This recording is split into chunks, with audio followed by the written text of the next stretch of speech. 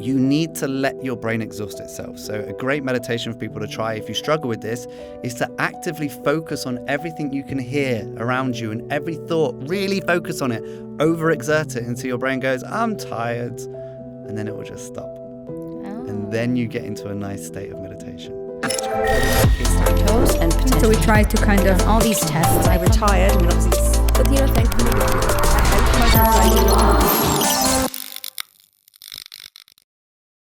I love it when people find opportunity in the hardships. It's always finding a way of turning it around to your benefit. And I think that's crucial. And I think we need to do that with everything in life. I mean, if you give up, that's it. Game over. I mean, well, my breathwork was born out of a horrible situation. You know, I was very much stuck in a toxic situation, not around that time. Okay. And went to Bali, of course.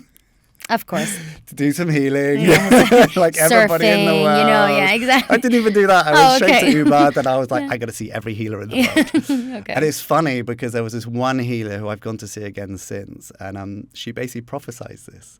Okay. She goes, you're going to end up working in the healing space. And she goes, and I'm seeing breathwork. Oh, wow. And did it happen because she said it?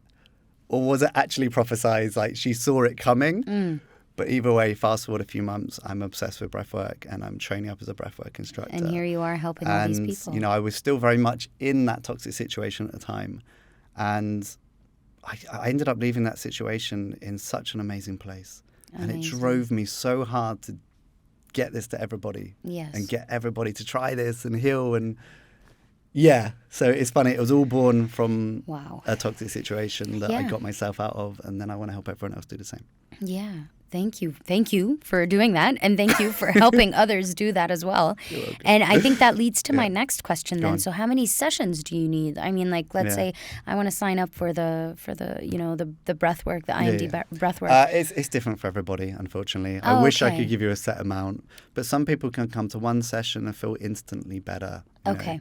Other people come to 5 sessions. Some people I see every single week. It depends on what you're dealing with, how open you are to it, how deep you go in each session. Right. But it's based on you. I do it every single week without fail. Okay. So I have an instructor here as well called Flo, who's amazing. And I go to her session every Friday. And some sessions, you know, not really much comes up to me, but I always feel lighter. I always feel less stressed. I always feel like my anxiety and everything has gone down. So at the minimum, you'll get that. And it's because pushing through the discomfort, because it does get uncomfortable. There are certain physical elements to it that become uncomfortable.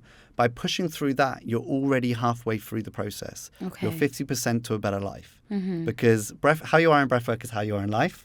Right. So if discomfort arrives in life and you pull back, that's probably what you're going to want to do in breathwork and vice versa. So I always say at the beginning of class, guys, push through that discomfort and you've already won half the battle. Because then you're going to do that in life. Amazing. So if you don't pull back from discomfort now, you'll take it tomorrow into life, and things that you would normally find uncomfortable won't seem so uncomfortable anymore, and you'll just breeze through it eventually. So I do it every week. But then I literally said this morning to all my instructors, we had a call. We have an international call every Monday. And someone asked me that I don't get the physical sensation so much anymore. And I said, that's great. That means your CO2 tolerance is rising. You're becoming a better breather and your body's releasing more oxygen. So you're becoming smarter and fitter and amazing. Great. I said, but don't be surprised if your body shocks you one week. So I've been doing this every week for God knows how long now. And there was this session and I have a journey called You're Enough. And not being good enough has always been something in my life. You know, my mum and dad split up when I was quite young. So obviously as a child, I took that on myself to be my fault. I'm not enough because that person didn't stay, right? And this has been a kind of resonating voice. So I wrote this journey pretty much for me. And so I did the journey. And it's always weird having your own voice. But in a way, I go, well, if I'm going to listen to someone, it will be me. Absolutely. Right? Absolutely. I can't say I'm wrong. Yeah, exactly. And I was crying my heart out. I was curled up in a little fetus-style ball. And she's got videos because I always say, feel free to film me. That's a mouthful. Yeah. And I was literally crying my heart out. I don't remember hardly any of it. And afterwards, I just felt amazing. And I've noticed a week since then that everything just feels a bit lighter. And I'm not getting so much imposter syndrome, for example. Like I'm here talking to you. Yeah. And of course, there's a little bit of that imposter syndrome kind of creeping up and the anxiety of it. But oh my God, just a month ago, it was so much worse. I did a podcast a month ago and I was sweating. No I was way. so nervous. Yeah. You're so good at it. What are you nervous about? Like, you're talking out of experience, out of knowledge. It all comes from trauma, right? Yeah. So it's having anxiety. Yeah. And I had anxiety for years. I don't really get it anymore. It pops up when I need it. Right. And this is what people, need it. Yes. So the anxiety and the cortisol and the stress response pops up when I need it, which is brilliant. So when I have to come and do something like this, it pops up just to remind you, you've got to be alert for this. You've got to be focused. You can't be your usual ADHD going, what? That was a butterfly. So you need to be on it there. Yeah. It's a really, really good thing. And so the You're Enough journey, and I came out and I just feel great. It's done amazing for me, and a lot of people who get into stuff like this, they stop doing it themselves and just teach it. Yeah. And one thing I, always say is I do everything. No musical journey will go out without me testing it first. Yeah. I live by what I say. Every single morning I do my 10-minute breathwork practice, and then every week I go into a session, even if I don't feel like I need it. If I feel great, because I discover things in every session. One session I have creative ideas and I'm like, oh my God, I've got to remember this, remember it, write it down. Next session I'm crying my heart out and shaking and curling up in a ball. Next session I fall asleep and I get a good nap. Yeah. And sometimes Which I tell is what my your body instructor, I'm needed. tired, just let me sleep. Yeah. Because that's what your body needs. Breathwork gives you what your body needs. Absolutely. And your mind, of course. Absolutely. I love that you mentioned you do like your 10-minute breath work in the morning, which is something that was my follow-up. I mean, what are we supposed to do when we wake up? Like, what's your advice? I can answer that very, very simply. If you go to the IMD Instagram, click the link, it will take you to a little bio site. There is an absolutely free version of what I do, including the music and the sound effects for a 10-minute morning breakfast. It is breakfast morning, technically. Yeah, breath work routine. And I would suggest doing it before you eat. Okay. It's super simple. There's like a minute or so intro of parasympathetic breathing just to relax you and bring you down into your rest and digest. And then we do like 4 minutes plus 2 minutes of breath hold of active breathing. So to activate, to put your body into a stress response, which I'll explain why. And then a breath hold for 1 minute each, and again put your body into a stress response, and we do that twice, and then it's followed by a 3-minute meditation of just breathing how you ever want to breathe and let whatever thoughts come up. So it's literally like the magic mix. I just made that up. It's the magic mix for the morning, because you come in with a parasympathetic breath, you relax, activate yourself, you push your stress response on purpose so the rest of the day doesn't feel stressful.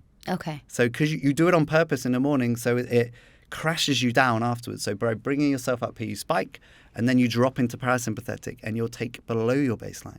So now you're more relaxed, and suddenly things that would normally be stressful don't seem so stressful anymore. So that's one thing. So every morning, I really notice when I don't do it in the morning. I'm just like a little bit more like on the edge, kind of.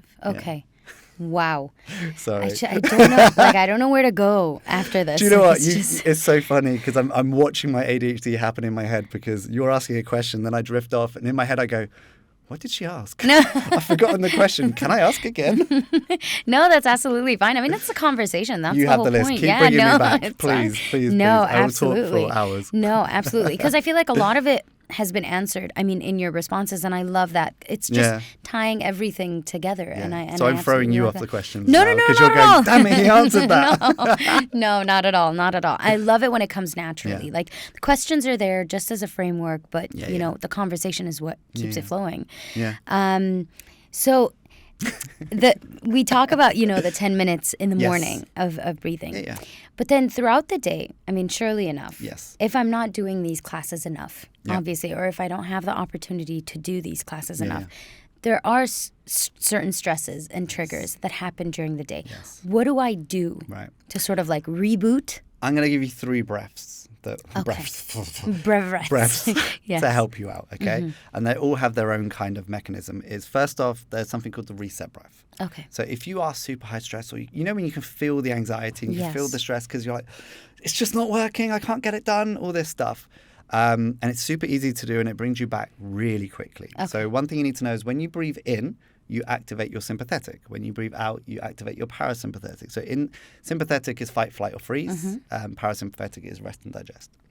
So the obvious mass equation here is to breathe out for longer, because then you're activating more of your parasympathetic. So the reset breath is you're going to take a short, sharp breath in through your nose, So like literally over a second, max 2 seconds. And then slowly breathe out like you're breathing through a straw for about 8 seconds. And try it. Let's do it. Ready? Okay. 3, 2, 1. Breathe in. And slowly out.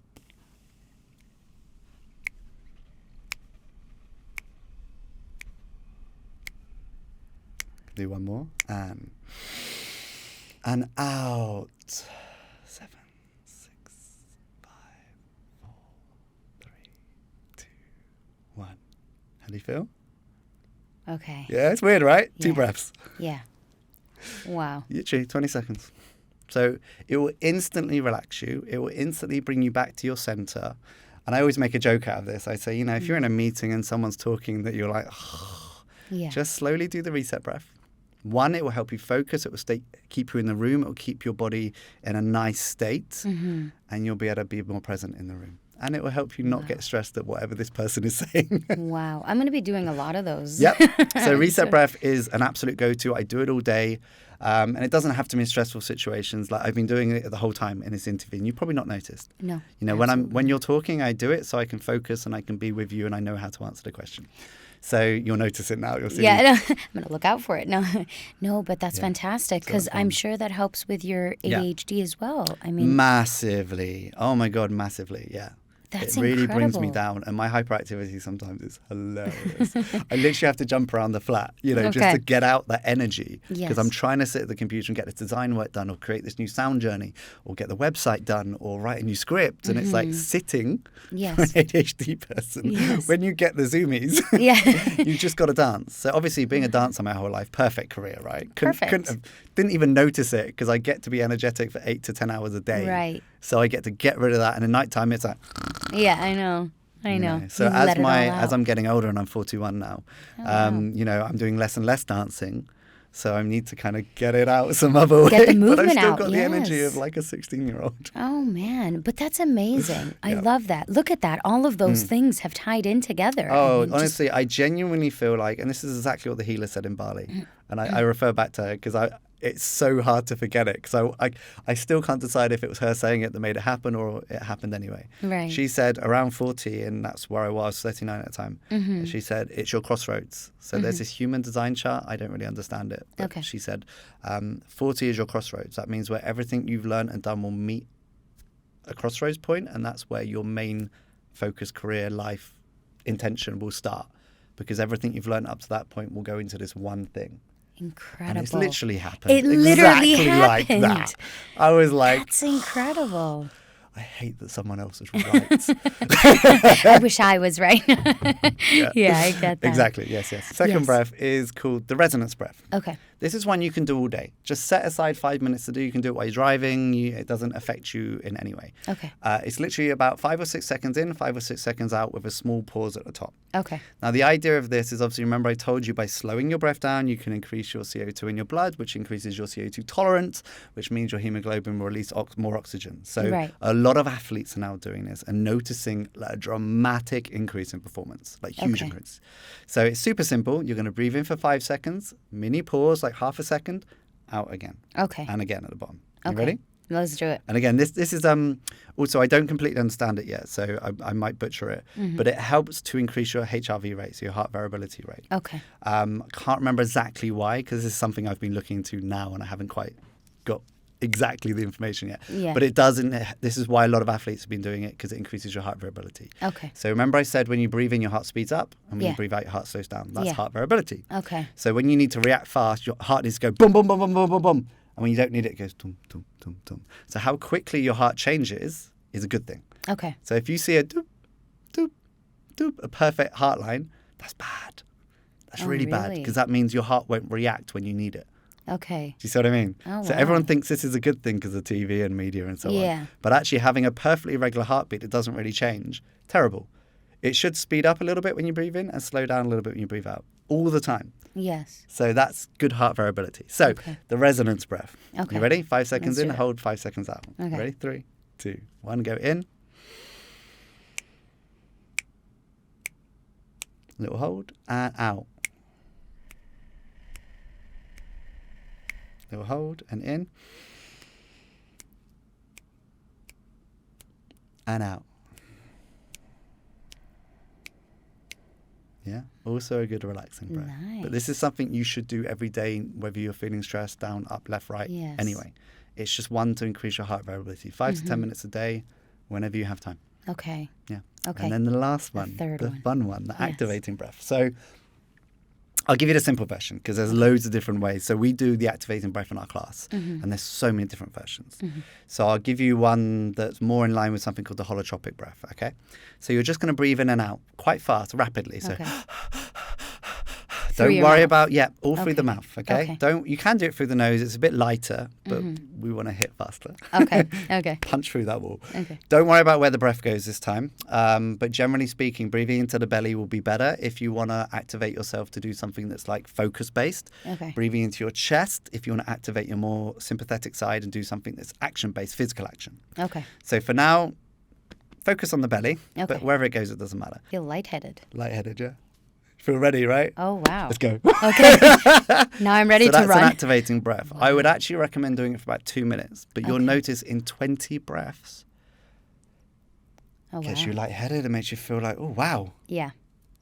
your eyes are wide open. I can see your eyes. You can probably see it on the camera now. Yeah. Your eyes are more open. You're like, I'm ready. Yeah. So it's an activating breath. It's really nice to do. I would recommend 2 minutes in a breath hold. And then if you want to, repeat it.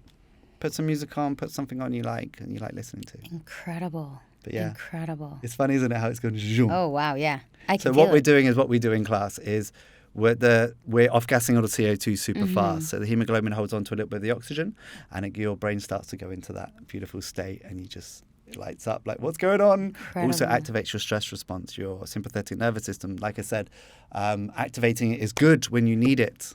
Cortisol is good when you need it. Absolutely. And that's what you're doing. You're getting ready. Absolutely. Now, if you keep breathing like this, it goes into hypocapnia, which is what I told you about. And next thing you know, most people within 3 minutes, if they've never done it, start crying, start releasing. And when you cry, did you know that when you cry, the tears release cortisol in the tears? Oh, really? Yeah. I So had people no always say, idea. especially to men, don't cry, whatever. I'm like, cry. Please cry. Give me the biggest cry possible. It is the easiest way to release something. You No feel worries. terrible, something's happened, go and have a cry. Yes. I promise you will release it and you'll feel better afterwards. Because what happens is you release some of the cortisol that's built up in the system and then it kind of resets a little bit and your adrenal gland starts to release a different hormone, the happy hormones. So if you notice after a really good cry, you feel lighter, you feel good, you feel a bit happier. Absolutely. That's because your adrenal gland switched and start releasing the happy hormones. One of them being DHEA, which is also known as like the feel-good hormone. Okay. Yeah. So there you go. That's So incredible. that's the 3 breaths. First one, let's recap, shall we? Yes, please. There's the reset breath, just to calm you down super fast if it's getting too much. Resonance breath, try and do it on a daily basis. It increases your heart variability and increases your tolerance to CO2 so that you can get more oxygen being released down the body. And then there's the activation breath, which is if you just need to get yourself ready to do something. Like I did it in the car before I came in. Incredible. Incredible. Okay. Cool. Okay, Where are okay. we? We are at a point now where What do you want to know? I want to know more statistics. I mean, I don't know if this is something that's Okay. been released. If we Go on. know any of that, like just breathing, helping people live longer or the benefits it has on people, that kind of thing. Statistically, for breath work, there isn't that much out there because it's so new. Fairly new. It's only yes. just become trendy, right? It's not new. It's been around for blooming forever. Yeah. And it's almost like they knew something back then because obviously it was a very big thing. Yes. And in ancient times. Yes. And then it's like we got stupider. And then we got smarter again. And then we're now going, oh my God, look at all the benefits of this. So what I can give you is stats for the UAE of residents who have stress and have depression. So 35% of UAE residents, for example, suffer from sleeping disorders. I know from breath work that can improve your sleep. It improves your immune system. It improves your release of glucose. It improves so much about the body that you will sleep so much better. And obviously it puts you into a parasympathetic nervous system again, allowing you to sleep. Right. So even doing like a relaxing breath, like the reset breath before bed, will help you sleep. So that can help with that. And we specialize in reducing stress and anxiety and releasing emotional blocks and trauma. Right. And remember what I said, trauma creates the stress, creates the anxiety, eventually creates the depression. Right. So deal with the trauma. But it's funny because most of it might be actually childhood trauma, as you said, that we've been holding on to and we just Trauma, need trigger, to release. stress, anxiety, depression. So just to kind of back up what I'm saying, they did I think it was a 12-year study in 2013 where they did holotropic breathing technique, which is like the active breath that I taught you, over, I think it was 12 years. And they noticed a dramatic increase in their mental health. Again, I don't know the stats because it's so hard to remember them, but it was 11,000 not mentally ill patients, but they were in a mental facility over 11 years, 0 negative side effects. 0. And every single one of them showed improvement. Incredible. Breathwork is free. Yes. You can do this without paying anyone. So obviously I'm sure there's a ton of people out there that is not keen on breathwork being known as something that can help you physically and mentally. Okay, so as much as there's not that many stats around breathwork yet, one thing there is stats around is, having a high immune system and improving your immune system, having a good digestive system, having your body work in a way it should do, reducing stress. And we know that breathwork does this. So one thing we do know is when you do breath work, it increases the oxygen delivery to all your muscles, your tissues, and your brain, right? Which means you become more healthy. And then obviously leads to longevity. So it's like a no-brainer that doing breath work will make you live longer because it improves all your functions in your systems, lowers your cortisol, lowers your stress, gets rid of anxiety. Gets rid is a big statement, but reduces your anxiety and the triggers behind it. So yes, even just doing parasympathetic breathwork, the relaxing stuff, will bring all this stuff in line so your body systems work correctly. Now, doing the stuff that I do in classes, which is activating, allows you to get to the root cause of the problem and help you rewire it. We can never forget it. It's impossible. So anyone tells you we'll make you forget it, you're not going to. Your subconscious remembers everything. Your hippocampus is like huge archive. It's like the internet. Like you've seen everything. So what breathwork does is in the moment you deal with it and you rewire it. So when you come out, all of those old traumas are already processed or at least started to be processed. And that's the beauty of it. You come out and it's done. And your prefrontal cortex was quiet. So when your prefrontal cortex comes back to life and then you encounter that trigger that normally triggered you, it gets confused. Because your amygdala, which is like, the one that reacts quickly, isn't sparking up and going, danger, danger. It's staying quiet. Don't bother me anymore. And then the logical brain that's been programmed by you from that channel is going, wait a minute. This normally, what's going on? And you notice it, like it could be months later, but generally speaking, people notice it within a week that things that used to trigger them aren't quite getting them. And then what they find is they get a little bit like, I don't know. Am and I like okay? This, like this what's kind happening? of spaciness. And sometimes they get emotional and it's like, it's just like, it's brilliant. I love it. I love it. I absolutely You can tell from my face, I'm like, I love this. No, absolutely. Incredible. Yeah. Absolutely. I mean, it's funny that you mentioned sleep and you mentioned, I want to mention exercise as well because we spoke about athletes, briefly. Yes. But how important is it how can you be an active breather or intentionally breathe while you're sleeping because it's difficult. Yeah. And then with exercise. So what I'm saying is the breath work while you're awake will help you sleep. So it will put your body systems in line so that you sleep better, you'll fall asleep better. One thing that people don't really utilize a lot is the whole world is very much stress, go. Mm-hmm. We need to take a second to stop. Just for 10 minutes, do nothing, don't listen to music and let your brain do whatever it wants to do. Mm-hmm. When you go to bed at night and you put your head down, does your brain race? Does it go crazy and look at everything?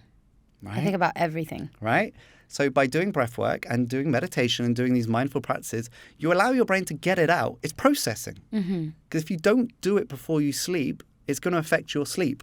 Right? So allowing yourself to process these things, even just from the day. And then your brain it's like the neurons are all connecting stuff because you go, that happened today. And then you have a memory of when you were 7. And somehow they're connected, but you don't know how. And you just let the brain do what it needs to do, right? Mm-hmm. So if you don't bring everything, like your stress responses down, your cortisol down, your sympathetic down, you won't sleep properly. You won't get good sleep. Mm-hmm. So that's what I mean is doing the breath work before sleep, during the day, will help you get more sleep because you've processed more. Now, I have a trick because, again, ADHD brain. Okay. So I sometimes don't stop during the day. I'm human. I'm not saying I'm superhuman by any stretch. Okay. I do all the bad habits that everyone has. And but I go, right, I'm going to go to bed 20 minutes, 30 minutes earlier than I want to. And I lie there and I go, right, brain, do your thing. And I've decided to see it as a show. It's like a TV show. And I sit there and I watch where my brain goes. And it's fascinating. Honestly, try it tonight. You'll send me a message tomorrow. You'll love it. Okay. It's literally like watching a TV show. Okay. And my brain suddenly connects everything. And then I'm thinking of something when I was a kid, and then and that happened. And then, do you remember that thing you did? That wasn't good. Oh, God, yeah, you're right. And then how's that connected to that? And I'm not thinking actively. So you've got active breathing, just breathing, right? Yeah. Most of the day we're actively thinking. So just let your brain process and deal with whatever it needs to deal with. And I promise you'll have so much better sleep. And you won't even know you fell asleep. You'll just go. Your brain will be like, right, I'm done. Out. Oh, wow. Is it like sort of you've exhausted yourself to the point that you're you've just fallen exhausting asleep? your brain. So a version of meditation I do when I do meditate, which I do less and less now, I'll be honest, because breath work for me is great. ADHD, again, I know I say this a lot, but ADHD, I need to be doing something, right? Right. So I'm thinking about breath and actively doing something. So for me, it's great.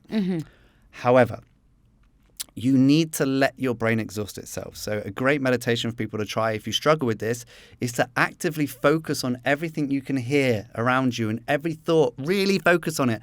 Overexert it until your brain goes, I'm tired. And then it will just stop.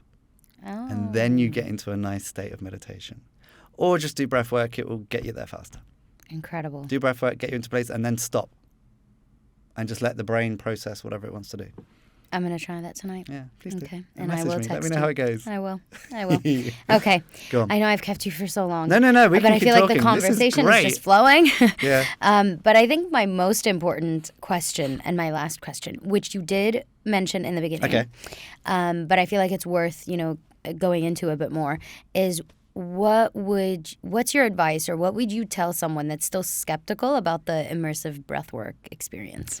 Yeah, no, I get that. I'm going to talk at my breathwork practice because this is one thing, again, I like to think with IMD, I'm trying to bridge that gap. And I think we spoke about this, but just in case we didn't, I want to bridge that gap between everyone thinking that this type of practice is crazy woo-woo, I want people to realize you come, you show up, you do, you leave. You don't need, there's nothing to feel embarrassed about. There's nothing to feel silly about at all.